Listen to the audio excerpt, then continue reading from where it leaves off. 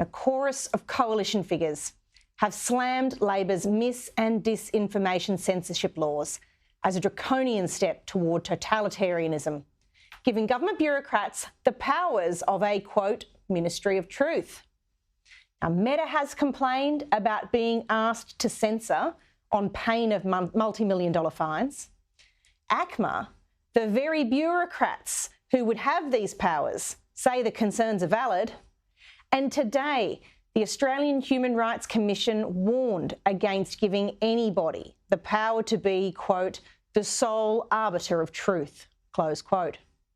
It said there were inherent dangers in giving any person or organisation, whether it's the government, a government task force or a social media platform, the power to decide what is fact and what is false. And that makes sense, because if we take a scientific approach, what we know to be true can sometimes change over time as we gather more evidence or understand existing evidence in new ways.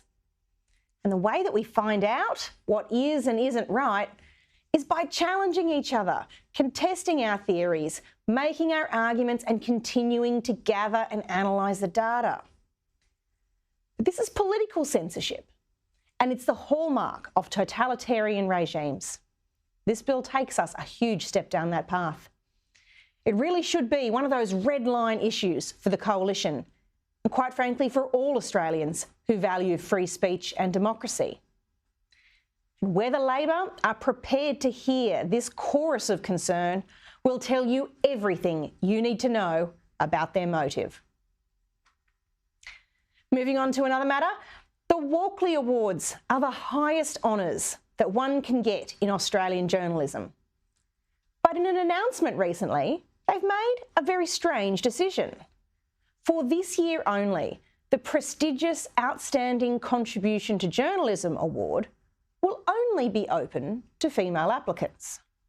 The directors of the Walkley Foundation have justified it on the basis that of the 30 awards made since 1992, only 7 have been granted to women, 2 went to organisations and 21 men have been honoured. Now let's be clear here. Newsrooms are packed with strong, capable women who are making their mark on the profession. I get to work with them, and many of them have rigorously put me through my paces when I served in politics. They've built trust, credibility, and these women, these professionals deserve our respect. But when a sign is hung up for the most prestigious award in the country that says men need not apply, well, it's no better than it was for the same tacit approach when women entered this arena. And sadly, this year, whoever the talented woman is that gets the gong, she'll never be treated as an equal to the other recipients of that award because it wasn't given on a level playing field. This is yet another example of the good intentions gone wrong of affirmative action. Sure, we all want to see less discrimination and more fairness for people who belong to groups that haven't historically been treated well. But we don't get that by disadvantaging everyone else. And we shortchange the talent and accomplishments of the women who do have what it takes when we give them a smaller pool in which to compete or a lower bar over which to climb. I truly believe in the intellect, industry and accomplishments of women in journalism. And that's precisely why the profession's top award shouldn't be shut off from half of it.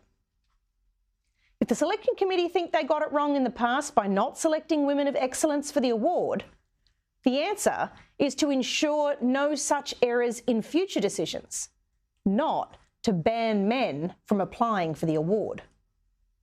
Disadvantaging men doesn't remedy disadvantage to women.